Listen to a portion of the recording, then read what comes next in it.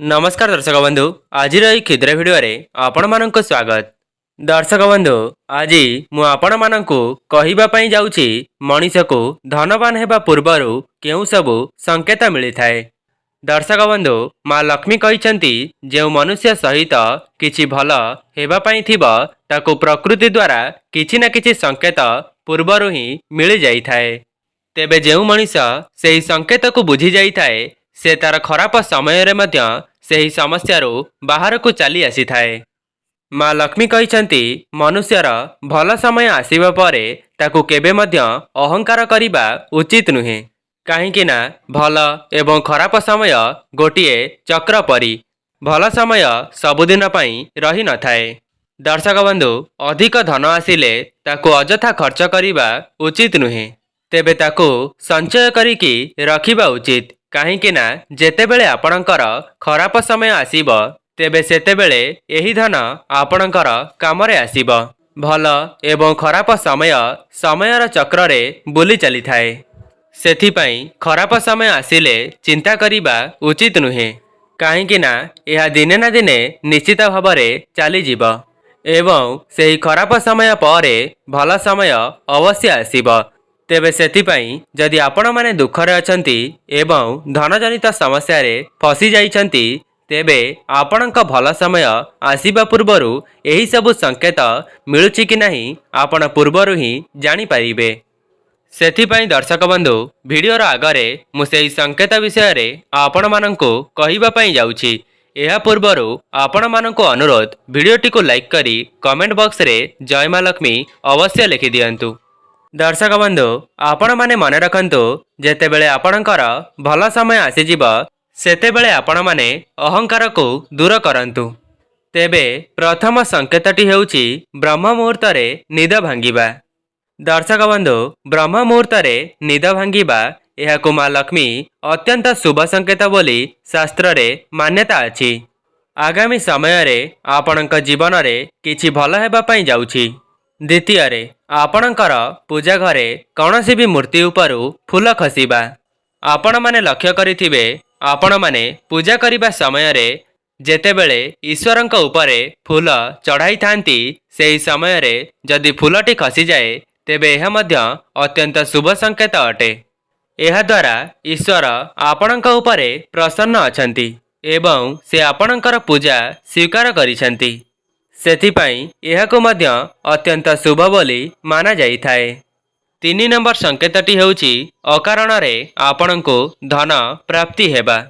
आपण माने बाहर को जीवा समय रे गुरुजन मानकर आशीर्वाद नेई करी जाउछंती एवं जदि अकारण रे तांकठारु कोनोसी पैसा आपणंकु मिली जाए तेबे एहा मध्य आपणंक पई शुभ संकेत होई थाए। जो कार्य पई आपण बाहरिचंती सेही कार्य मध्य आपणकर सफल होई थाए। चतुर्थ रे हेउछि चढ़ई मानकर बसा बांधिबा। जदि कौनसी भी चढ़ई आपणक घरे आसी निजर बसा बनाई थाए तेबे एहा मध्य शुभ संकेत होई थाए एवं एही संकेतर अर्थ हेउछि हठात आगामी समय रे आपणको धनर प्राप्ति हेबो। जदि आपण माने सेही समय रे सेही चढ़ईर बसाटी को भांगी दियंती तेबे आगको आसुथिबा आपणकर शुभ फल मध्य अटकी जाई थाए। 5 नंबर संकेतटी हेउछि आपणक घरे बिलेई पिला जन्म करिबा। जदि बिलेईटी आपणक घरे पिला जन्म करुछि तेबे एहा मध्य मां लक्ष्मीक द्वारा आपणक पई आशीर्वाद अटे। आपणक जीवन रे आसीबाकु जाउथिबा भल समयर एहा पूर्व संकेत होई थाए।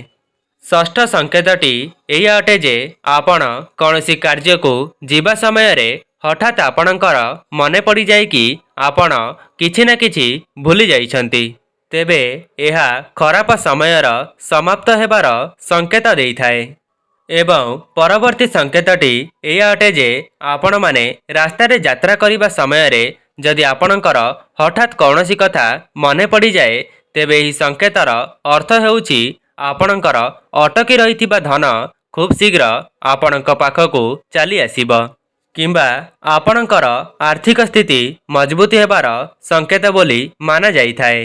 सप्तम संकेतटी हेउछि एकादशी को अत्यंत पवित्र बोली माना जाई थाए। ଏକାଦଶୀର ବ୍ରତ ପାଳନ କରୁଥିବା ମଣିଷକୁ ଆର ଜନ୍ମରେ ସମସ୍ତ ପାପରୁ ମୁକ୍ତି ମିଳିଥାଏ। ଯଦି ଏକାଦଶୀ ଦିନ ଆପଣଙ୍କ ଘର ଆଗକୁ ଗୋମାତାଙ୍କର ଆଗମନ ହୋଇଥାଏ, ତେବେ ଏହା ମଧ୍ୟ ଆପଣଙ୍କ ପରିବାରରେ ମା ଲକ୍ଷ୍ମୀଙ୍କର ଆଶୀର୍ବାଦ ବୋଲି ମାନାଯାଇଥାଏ। ଯଦି ବି ମା ଲକ୍ଷ୍ମୀଙ୍କ ଆଶୀର୍ବାଦରୁ ଏକାଦଶୀ ଦିନ ଗୋମାତା ଆପଣଙ୍କ ମୁଖ୍ୟ ଦ୍ୱାରକୁ ଆସନ୍ତି, ତେବେ ଆପଣମାନେ ପୂଜାର୍ଚ୍ଚନା କରି ନୈବେଦ୍ୟ ଅର୍ପଣ କରନ୍ତୁ। ଅଷ୍ଟମ ସଂକେତଟି ହେଉଛି ଆଖିରେ ଲୁହ ଆସିବା। ଦର୍ଶକ ବନ୍ଧୁ, ଯେତେବେଳେ ମଣିଷ ଦୁଃଖୀ ହୋଇଯାଏ ସେତେବେଳେ ତା ଆଖିରୁ ଲୁହ ଆସିଥାଏ, କିନ୍ତୁ ଯେତେବେଳେ ଆତ୍ମାକୁ କଷ୍ଟ ହୋଇଥାଏ ସେତେବେଳେ ଆଖିରେ ପାଣି ଆସିବା ପାଇଁ ଲାଗିଥାଏ। ଦର୍ଶକ ବନ୍ଧୁ, ଆପଣମାନେ ଈଶ୍ୱରଙ୍କର କିଛି ବହି ପଢ଼ୁଛନ୍ତି କିମ୍ବା ଈଶ୍ୱରଙ୍କର କଥାମୃତ ଶୁଣୁଛନ୍ତି। ଯଦି ସେହି ସମୟରେ ଆପଣଙ୍କ ଆଖିରେ ପାଣି ଭରି ଯାଇଥାଏ, ତେବେ ଏହାକୁ ଶାସ୍ତ୍ରରେ ଅତ୍ୟନ୍ତ ଶୁଭ ସଂକେତ ବୋଲି ମାନାଯାଇଥାଏ। ଏହାଦ୍ୱାରା ଈଶ୍ୱର ଆପଣଙ୍କୁ ସଂକେତ ଦେଇଥାନ୍ତି ଯେ ଆପଣଙ୍କର ଆଗାମୀ ସମୟରେ ଭଲ ସମୟ ଆସିବା ପାଇଁ ଯାଉଛି। ଦର୍ଶକ ବନ୍ଧୁ, ଏହା ଥିଲା ସେହି ସବୁ ସଂକେତ ଯାହାକି ଆପଣଙ୍କୁ ବତାଇଥାଏ ଯେ ଆପଣଙ୍କର ଖରାପ ସମୟ ଶେଷ ହୋଇ ଭଲ ସମୟର ଆଗମନ ହେବ। ତେବେ ଦର୍ଶକ ବନ୍ଧୁ, ଏବେ ଆସନ୍ତୁ ଜାଣିବା ଯେ ମଣିଷ ଜୀବନକୁ ଖରାପ ସମୟ ଆସିବା ପୂର୍ବରୁ କେଉଁ ସବୁ ସଂକେତ ମିଳିଥାଏ। କାହିଁକି ନା ଯେମିତି ଭଲ ସମୟ ଆସିବା ପୂର୍ବରୁ ଈଶ୍ୱର ଆମକୁ ସଂକେତ ଦେଇଥାନ୍ତି, ଠିକ୍ ସେହିପରି ମଣିଷ ଜୀବନରେ ଖରାପ ସମୟ ଆସିବା ପୂର୍ବରୁ ମଧ୍ୟ ଈଶ୍ୱର କିଛି ନା କିଛି ସଂକେତ ପ୍ରଦାନ କରିଥାନ୍ତି, ଯାହାକୁ ଆପଣମାନେ ଜାଣିବା ଦ୍ୱାରା ପୂର୍ବରୁ ହିଁ ସଚେତନ ହୋଇପାରିବେ। ଦର୍ଶକ ବନ୍ଧୁ, ମା ଲକ୍ଷ୍ମୀ କହିଛନ୍ତି ମଣିଷ ଜୀବନରେ ଖରାପ ସମୟ ଆସିବା ପୂର୍ବରୁ ଏହିସବୁ ସଂକେତ ମିଳିଥାଏ। ତେବେ ସେଥିପାଇଁ ଯଦି ଆପଣମାନେ ପୂର୍ବରୁ ହିଁ ସେହି ସଂକେତକୁ ଜାଣିଯିବେ, ତେବେ ଆପଣମାନେ ମଧ୍ୟ ସତର୍କ ହୋଇପାରିବେ। କାହିଁକି ନା ଯଦି ଆପଣ ସେହି ସଂକେତକୁ ଜାଣିପାରିବେ ନାହିଁ, ତେବେ ଆଗାମୀ ସମୟରେ ସେହି ସମୟ ଆପଣଙ୍କୁ ସମ୍ପୂର୍ଣ୍ଣ ଭାବରେ ବର୍ବାଦ କରିଦେବ। ମା ଲକ୍ଷ୍ମୀ କହିଛନ୍ତି ଭଲ ଏବଂ ଖରାପ ସମୟ ଆମ ଚତୁଃପାର୍ଶ୍ୱରେ ସଦାସର୍ବଦା ବୁଲୁଥାନ୍ତି ଏବଂ ମଣିଷ ଜୀବନରେ ଗୋଟିଏ ପରେ ଗୋଟିଏ ସେହି ସବୁ ପ୍ରବେଶ କରିଥାଏ।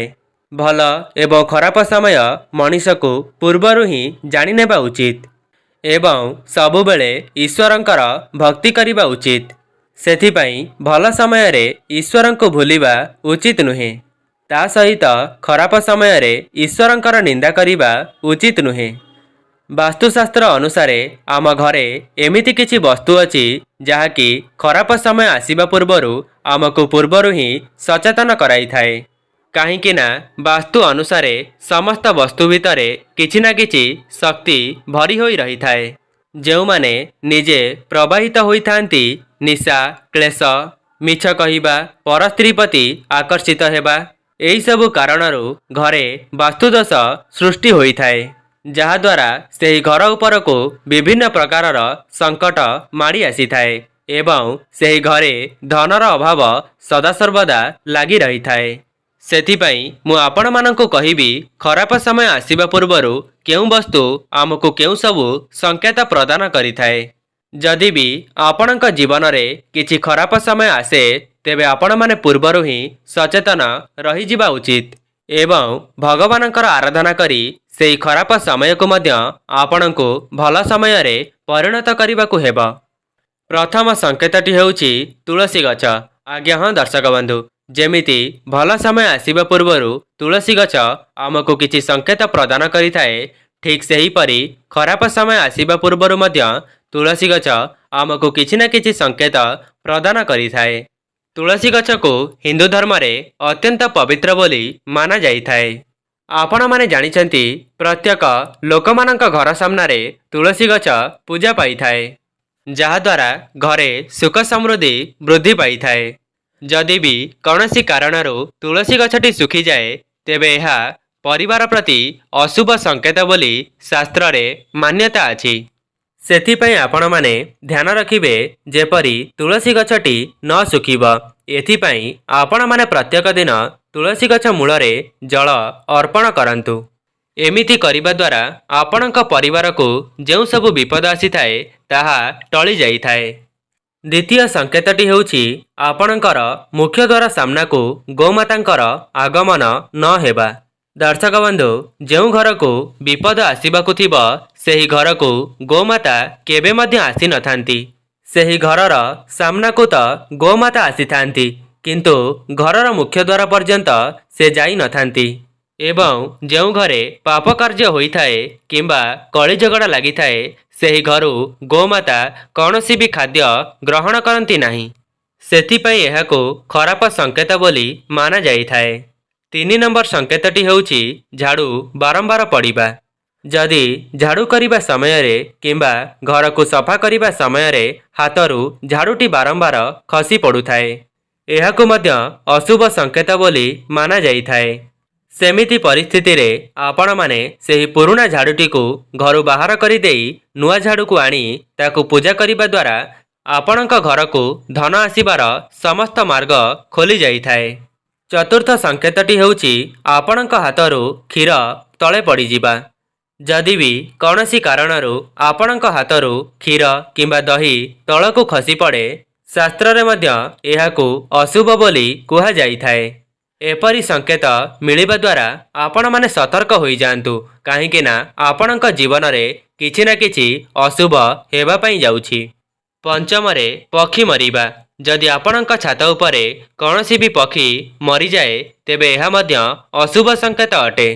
षष्ठ संकेतटी हेउची आपण माने जेतेबेले भगवानंकर पूजा करिबा पई जाउथांती जदि सेही समय रे आपणक हाथरू पूजा थालीटी तळकू खसी पड़े तेबे एहा मध्य आपणक प्रति अशुभ संकेत प्रदान करिथाए।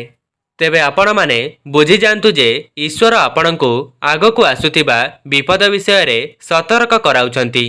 सप्तम संकेतटी हेउची जदि हठात करी परिवारर सदस्य मानक मध्य रे झगड़ा लागे तेबे एहा मध्य अशुभ संकेत बोली ईश्वरंक द्वारा पूर्वरु जଣା पड़ी जाए।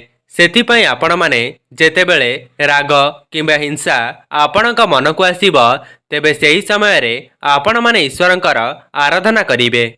तेबे दर्शक बंधु यह थिला माँ लक्ष्मी द्वारा आपणक प्रति किछि शुभ एवं अशुभ संकेत। जदि आपण मानंकु वीडियोटी भल लगी थाए वीडियो को लाइक करी कमेंट बॉक्स रे जय माँ लक्ष्मी अवश्य लिखि दियंतु। आजि पई रहुछि नमस्कार।